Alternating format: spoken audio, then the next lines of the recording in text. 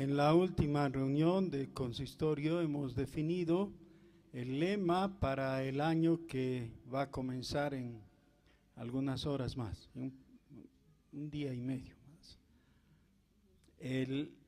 Habían dos posibilidades, dos posturas, dos sugerencias de cuál debía ser el lema. Una de esas sugerencias era apacentando a la grey de Dios, y la otra era llenos del conocimiento de su voluntad. Así que hemos unido las dos y hemos completado la idea. Llenos del conocimiento de Dios, apacentando la grey de Dios. Y para no cometer el error de otros años, ahora en vez de simplemente olvidar el asunto, yo lo tenía en mente, ¿no? El lema de este año, pero no lo hemos dicho demasiado enfáticamente como debía ser, así que ahora por favor ayúdenme a repetirlo. Ya, el lema para el 2019 es: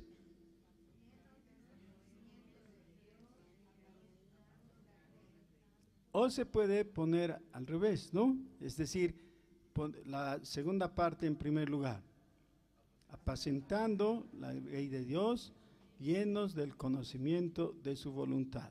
¿Ya? Un favor más, ténganme paciencia, ¿ya? Un favor, tómenle examen al vecino de al lado. ¿Cómo es el lema para este año que ya viene? ¿Cómo es? Sí, repita. Llenos del conocimiento de su voluntad, Colosenses 1:9, ¿no? Y apacentando la grey de Dios, Mateo capítulo 9, 36. ¿Listos? ¿Todos ya la tenemos? ¿Sí? Muy bien.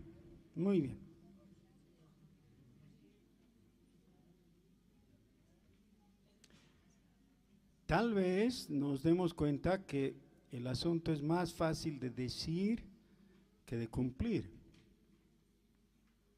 En cada uno de los factores que tenemos, tanto de ser llenos del conocimiento de Dios como de apacentar la grey, el asunto no es fácil, ¿no? ¿Cómo apacentar el rebaño del Señor? Es difícil, ¿no? ¿Cómo? Posiblemente una de las formas iniciales, básicas y además fundamentales es volver a su palabra y ver cómo lo hizo Dios.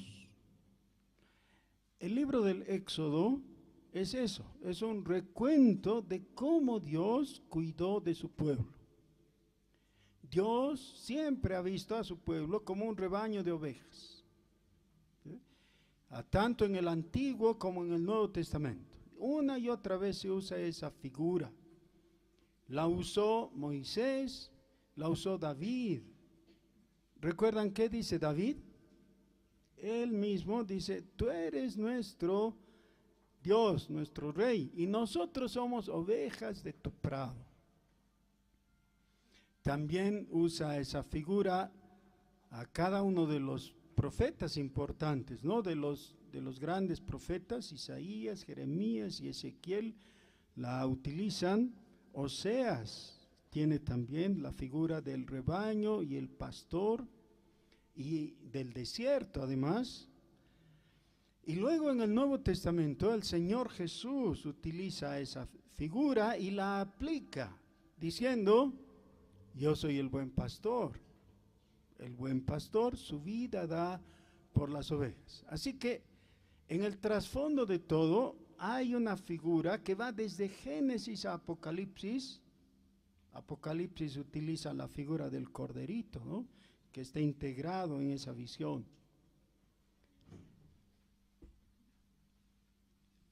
Pero también, como dije antes, hay una dificultad en el otro factor, en la otra frase que compone nuestro lema: llenos del conocimiento de su voluntad. ¿Cómo? He mencionado que el pasaje de donde surge esa idea es Colosenses capítulo 1, versículo 9. Ya dice el apóstol: yo oro por ustedes para que sean llenos del conocimiento de la voluntad de Dios. Ese es el pedido del apóstol Pablo: llenos del conocimiento de la voluntad de Dios, en toda sabiduría, inteligencia espiritual, y luego pasa la descripción hasta el versículo 10. Pero ser lleno de la voluntad de Dios, ¿cómo? Una de las cosas interesantes y que es motivo de broma respecto al tema del matrimonio es que las personas casadas, a pesar de que haya transcurrido mucho tiempo, todavía siempre tienen algo que descubrir en el otro. Siempre hay algo novedoso. Nadie puede decir: yo ya conozco íntegramente a esta persona con la que llevo casado o casada por tantas décadas. No, no hay forma. En algunos casos esto es descrito como si fuera un misterio, ¿no? Y los hombres hacen bromas de que es imposible entender a las mujeres, y las mujeres dicen que a los hombres no hay cómo entenderlos porque no hay que entender tampoco. Y así las bromas van creciendo, ¿no? Pero el asunto es que solo estamos hablando de humanos, gente como nosotros mismos. Entonces, ¿cómo, siendo finitos como somos, pretenderíamos o podríamos animarnos a tratar de conocer la voluntad de Dios? Por supuesto, la voluntad de Dios, que es eterno, debe ser eterna también, ¿ya? Y de dimensiones imposibles de captar. Sí, pero yo creo que ese es solo un enredo muy griego, ¿no? Es como construir algo inalcanzable solamente para no buscarlo. Realmente la voluntad de Dios se puede expresar en términos sencillos. Y Dios quiere que conozcamos su voluntad. Así que el Señor no anda jugando a la gallinita ciega. ¿Saben? ¿Recuerdan? Los que son muy jóvenes no saben jugar, ¿no? Pero los que todavía han jugado a la gallinita ciega, ¿saben cómo es? ¿Sí? Hay que taparle los ojos, ¿no? Y darle a buscar algo, a alguien, algo así. Entonces siempre es muy gracioso. Es gracioso cuando es un juego. No es gracioso cuando vas a un ministerio del Estado, ¿no? Y quieres hacer un trámite y tienes que llevar tu folder y todo, y te dicen sí a tal ventanilla, y luego en la ventanilla te dicen no, primero tiene que ir a tal cosa, y después de 5 otras visitas más te dicen pero no ha traído sus papeles. Aquí están mis papeles. Sí, pero falta tal cosa, ¿no? Y así juegas como a la gallinita ciega, ¿no? Y algunos creen que conocer la voluntad de Dios es como iniciar un trámite en la administración pública. Que, seguro que voy a tener que volver mañana, y seguro que cuando vuelva me van a decir que me falta algo, a pesar de que me han dado una lista, pero no estaba en la lista, porque todos saben eso. Pero el público no sabe. ¿Es así conocer la voluntad de Dios? Bueno, para algunas personas se les hace muy difícil justamente porque tienen un prejuicio. Y ese prejuicio hace que se suponga que Dios quiere hacernos difíciles la vida, las vidas de cada uno, ¿no? Dios quiere que todos tengamos tropiezos y dificultades y como que paguemos el precio de alguna manera.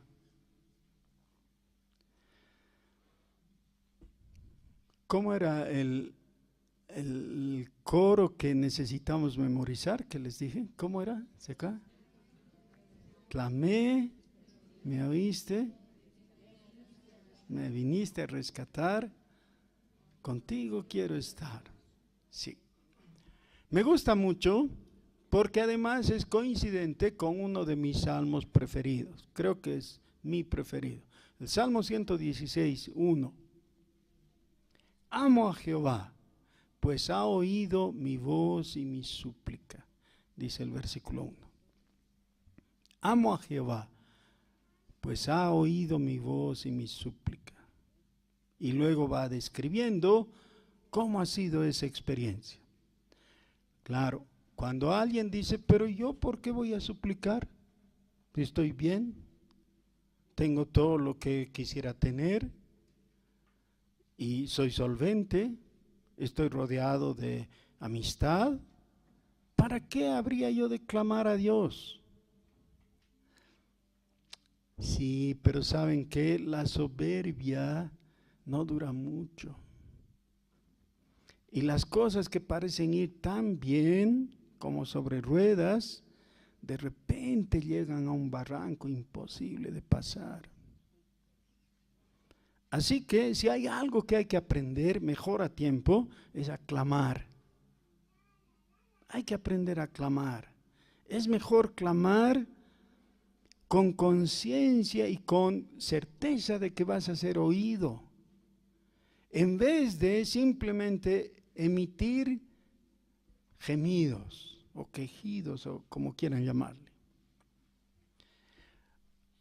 El libro del Éxodo es posiblemente, en un sentido, el primer libro de la Biblia. Algunos dirán, bueno, pero ¿y Génesis? Sí, bueno, está bien. Génesis es el comienzo en el sentido más estricto y todo, pero respecto a la historia de la redención, hay que comenzar con Éxodo. Éxodo nos plantea todos los elementos para establecer el esqueleto de aquel cuerpo doctrinal que se llama la redención. Así que si queremos entender el tema de la redención, necesitamos zambullirnos en Éxodo y ver cómo es su estructura y qué es lo que presenta. Éxodo, en el capítulo 1, dice que en el versículo 8, se levantó sobre Egipto un nuevo rey que no conocía a José. Y este nuevo rey era xenófobo y empezó a actuar en una manera contraria al pueblo de Dios. Y la descripción que hace es muy clara. Fíjense, en el versículo 11, entonces pusieron sobre ellos comisarios de tributos que los molestasen con sus cargas, y edificaron para Faraón las ciudades de almacenaje, Pitón y Ramesés. Pero cuanto más los oprimían, tanto más se multiplicaban y crecían, de manera que los egipcios temían a los hijos de Israel. Y los egipcios hicieron servir a los hijos de Israel con dureza, y amargaron su vida con dura servidumbre en hacer barro y ladrillo, y en toda labor del campo, y en todo su servicio, al cual los obligaban con rigor. Esta descripción es de una vida horrible. Un pueblo sometido, y fíjense las palabras que se usan. Versículo 11, cargas. Versículo 12, oprimían. Versículo 13, les hicieron servir. Y este servir en nuestros días es una buena palabra, ¿no? Hasta decimos, el que no sirve, no sirve, ¿no? Entonces hay que servir. Pero esto deriva de servidumbre, un trabajo servil. Versículo 14, amargaron su vida. En el mismo 14, con dura servidumbre, en toda labor en todo su servicio, al cual los obligaban con rigor, como campos de concentración. Esta es la situación. Pero un poco más adelante se ve que el faraón no estaba contento con eso. No solamente quería amargarles la vida con dura servidumbre y rigor, sino que se propuso en sí mismo hacerlos desaparecer. Él voluntariamente quiso cometer un genocidio. Quiso que el pueblo de Israel desapareciera. Esa fue su voluntad y su propósito. Ahora, yo no sé qué opinarías tú si escucharas que tú, por tu color de piel, por tus rasgos, por tu idioma, por tus características étnicas, por lo que fuera, por tu cultura, estás destinado a desaparecer. Hay quien dice, no merece estar en este mundo. Este mundo va a ser mejor sin esta persona. Esta persona eres tú. O sin este pueblo. Este pueblo es tu pueblo. Y por supuesto, yo no puedo pensar que alguien se encoja de hombros y diga, bueno, ¿qué importa? Claro que importa, ¿no es cierto? Todos estaríamos muy afligidos, muy afligidos. Ese es el punto de partida del cual Dios va a comenzar su labor, su construcción, su proyecto de redención. Así que Éxodo es el libro de la historia de la redención. Y para entender entonces cómo es o a qué se refiere la palabra redención en el Nuevo Testamento, imprescindiblemente necesitamos el trasfondo del Antiguo Testamento. Porque si no, vaciamos a la palabra de su contenido auténtico e inicial. Por supuesto, la palabra después ha ido enriqueciéndose y describiendo algo más profundo, más amplio, más complicado también, pero de inicio la redención significaba para los israelitas el ser libres de este estado de cosas al que llegaron en las últimas generaciones de su estadía en Egipto. Estuvieron en Egipto más de 400 años. Y fueron solamente en las últimas generaciones que les tocó vivir esta situación horrible. Bueno, me propongo que juntos estudiemos el libro del Éxodo y que aprendamos las implicaciones teológicas que son válidas para nosotros, porque el Nuevo Testamento nos revela el plan de Dios de salvarnos a través de las figuras que encontramos en Éxodo. Así que vamos a ir a la base misma, observando en el Éxodo qué era lo que pasaba exactamente. Así que, comencemos. Éxodo capítulo 1. Estos son los nombres de los hijos de Israel que entraron en Egipto con Jacob. Cada uno entró con su familia. Rubén, Simeón, Leví, Judá, Isaacar, Zabulón, Benjamín, Dan, Neftalí, Gad y Aser.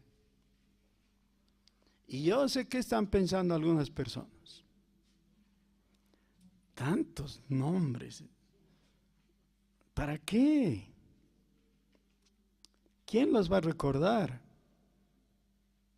Bueno, algunos los van a recordar, yo los recuerdo, por ejemplo, y es necesario recordarlos. Pero no vamos a comenzar por la parte complicada.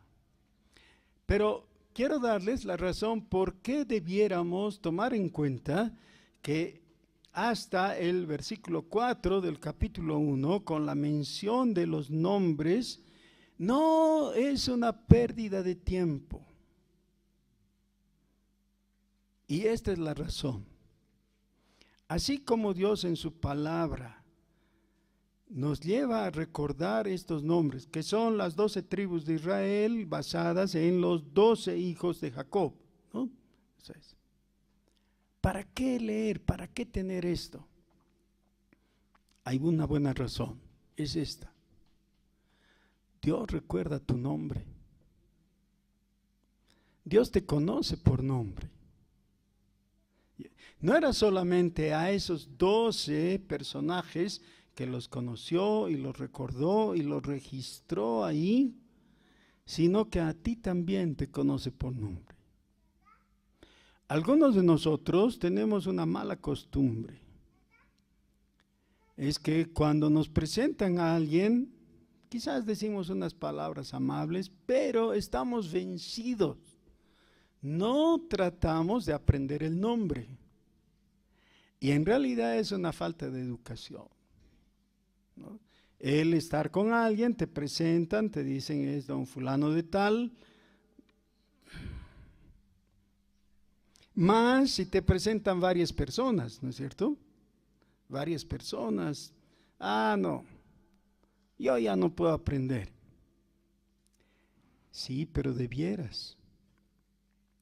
debiéramos todos nosotros cambiar de actitud y comenzar a aprender los nombres. Bueno, lo que nos está diciendo Éxodo es que estas personas, cuando llegaron a Egipto, los hijos de Jacob, eran conocidos de Dios. ¿Qué quiere decir? ¿Eran personas excelentes?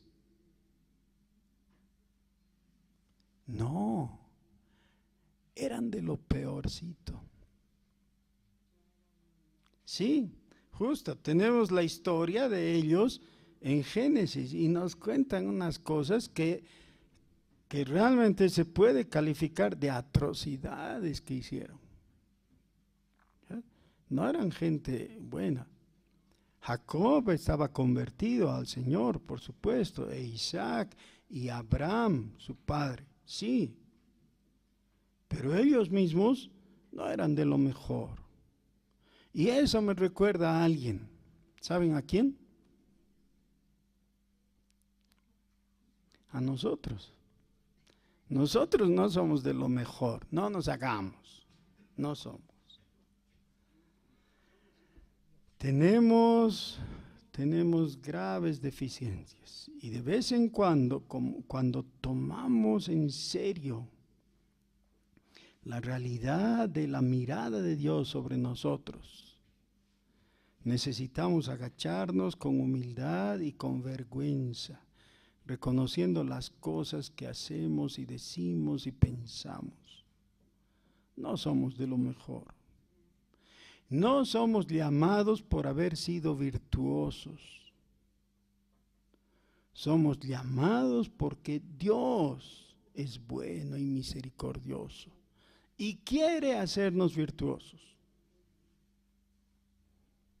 Pero de entrada no somos de los mejores. Sin embargo, aunque Dios nos conoce, todavía nos recuerda y nos tiene en su memoria. Y a veces algunos aparecen en las Escrituras. Dice el texto, versículo 5. Todas las personas que le nacieron a Jacob fueron 70, y José estaba en Egipto. Y murió José y todos sus hermanos y toda aquella generación.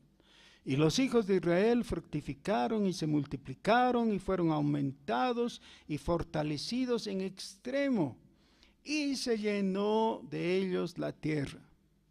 Entre tanto, se levantó sobre Egipto un nuevo rey que no conocía a José y dijo a su pueblo: He aquí el pueblo de los hijos de Israel es mayor y más fuerte que nosotros.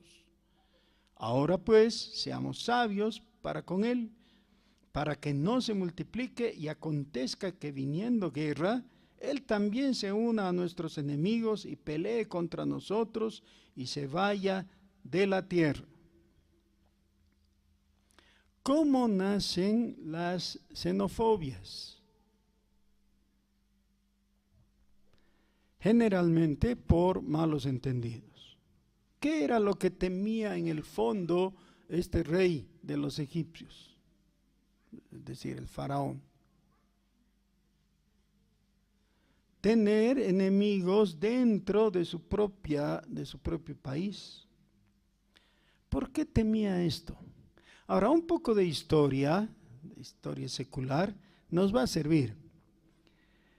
Nos cuentan los historiadores, arqueólogos, todos los estudiosos de la historia de Egipto, que Egipto sufrió dos invasiones principales.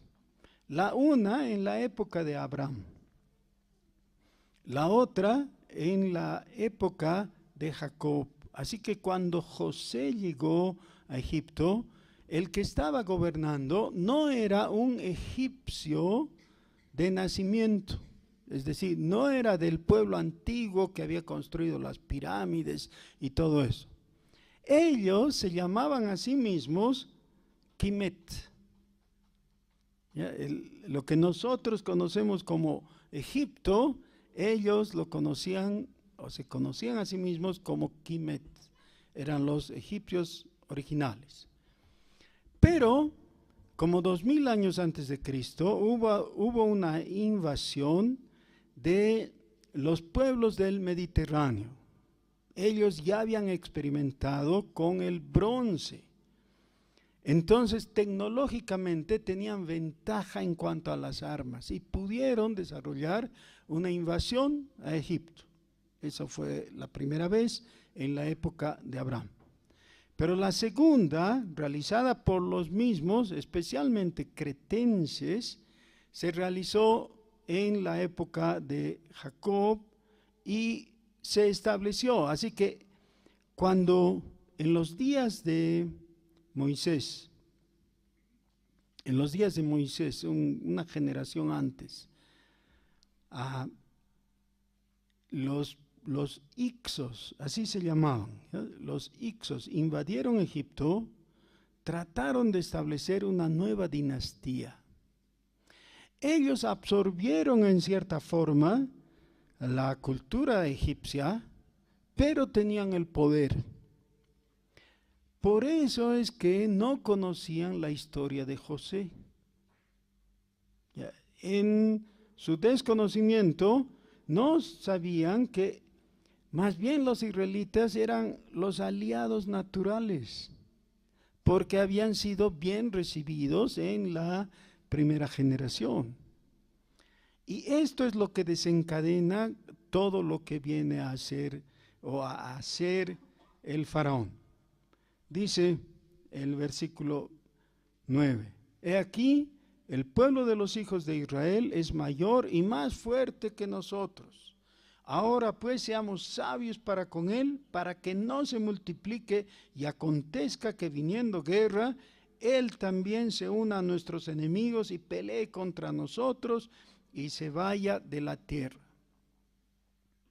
Entonces pusieron sobre ellos comisarios de tributos que los molestasen con sus cargas, y edificaron para Faraón las ciudades de almacenaje, Pitón y Ramesés. Pero cuanto más los oprimían, tanto más se multiplicaban y crecían, de manera que los egipcios temían a los hijos de Israel. Y los egipcios hicieron servir a los hijos de Israel con dureza, y amargaron su vida con dura servidumbre, en hacer barro y ladrillo, y en toda labor del campo, y en todo su servicio, al cual los obligaban con rigor. Y habló el rey de Egipto a las parteras de las hebreas, una de las cuales se llamaba Cifra y otra Fúa, y les dijo: Cuando asistáis a las hebreas en sus partos y veáis el sexo, si es hijo, matadlo, y si es hija, entonces viva. Pero las parteras temieron a Dios y no hicieron como les mandó el rey de Egipto, sino que preservaron la vida a los niños. Y el rey de Egipto hizo llamar a las parteras y les dijo: ¿Por qué habéis hecho esto, que habéis preservado la vida a los niños? Y las parteras respondieron a Faraón: porque las mujeres hebreas no son como las egipcias, pues son robustas y dan a luz antes que las parteras vengan a ellas. Y Dios hizo bien a las parteras y el pueblo se multiplicó y se fortaleció en gran manera. Y por haber las parteras temido a Dios, Él prosperó sus familias.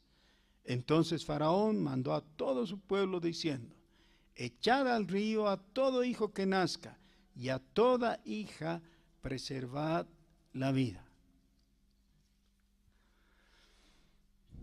En nuestros días, a fines del siglo XX, la China se dio cuenta que tenía un índice de crecimiento de su población que era inmanejable.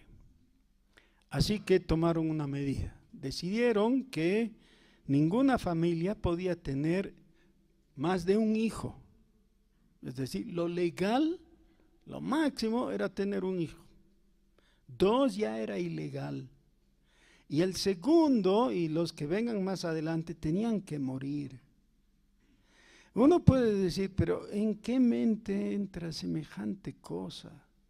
¿Saben qué? La humanidad, a pesar de 3.500 años aproximadamente, desde esto que hemos leído, no ha cambiado. La humanidad sigue viendo los problemas, enfocándolos mal y dando soluciones equivocadas. Muchas veces, en medio de eso, el pueblo de Dios queda damnificado. Así son las cosas. Por eso,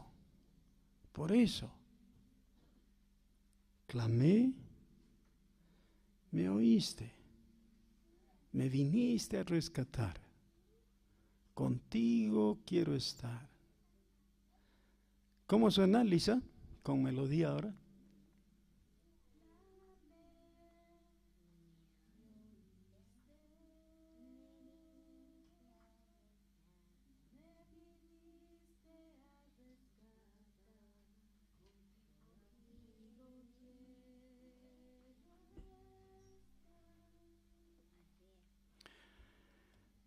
Hermanos, para algunos de ustedes, especialmente los más jóvenes, la vida parece sonreír,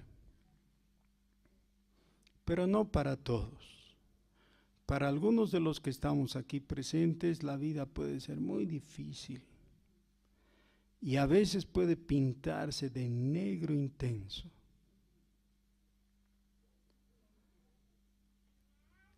Todos nosotros queremos expresar nuestra solidaridad y amor fraternal para la familia de Teresita. A todos nosotros hemos sido golpeados con su partida. Y no importa lo que digamos, las palabras no siempre expresan en toda su dimensión los sentimientos, las sensaciones, el estado de ánimo. Que el Señor les dé su consuelo.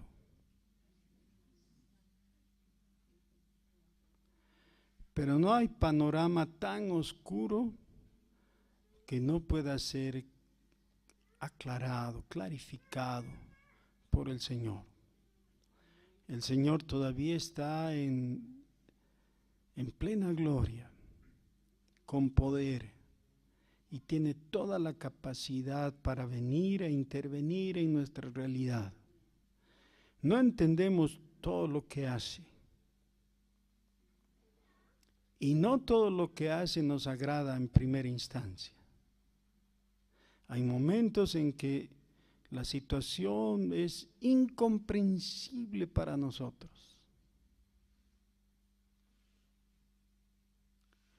Pero Dios no se equivoca. Lo que Él hace siempre es sabio, es justo y es bueno. Y por eso necesitamos volver nuestros ojos a Él y volver a clamar. Estamos terminando un año. Este es el último domingo del 2018. Si Dios quiere, nuestro próximo culto va a ser ya en el próximo año. Y lo que necesitamos es recordar que no hay mejor senda que la que se camina de la mano del Señor. Necesitamos aprender eso, grabarlo en nuestra mente y ponerlo en práctica. Sí, pero todavía está el faraón ahí con su disposición a exterminarnos. Sí, es verdad. Y todavía hay esta sensación de persecución. Sí. Pero Dios tiene un plan y Él lo va a realizar y nos va a llevar de la mano. Les ruego ponerse de pie y los músicos venir corriendo aquí porque vamos a cantar y todos juntos vamos a grabar una vez más en nuestros corazones, hablando con el Señor. Clamé, clamé y me oíste.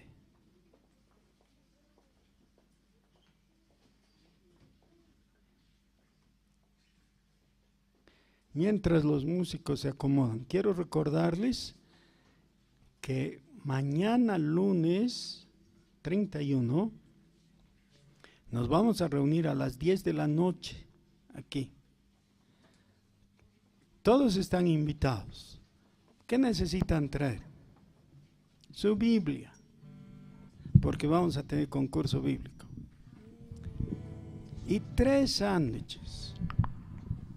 Uno para comer ustedes mismos, otro para invitar a alguien y el otro, por si acaso, y espero darle una mordida al tercero de ustedes. Vamos a hacer un aptapi de sándwiches, ¿no? Y pasar desde las 10 de la noche del último día del año hasta más o menos la 1 de la mañana del primer día del próximo año. Pero ahora recuperemos nuestra atención, miremos a Dios y cantemos con fervor, con fe.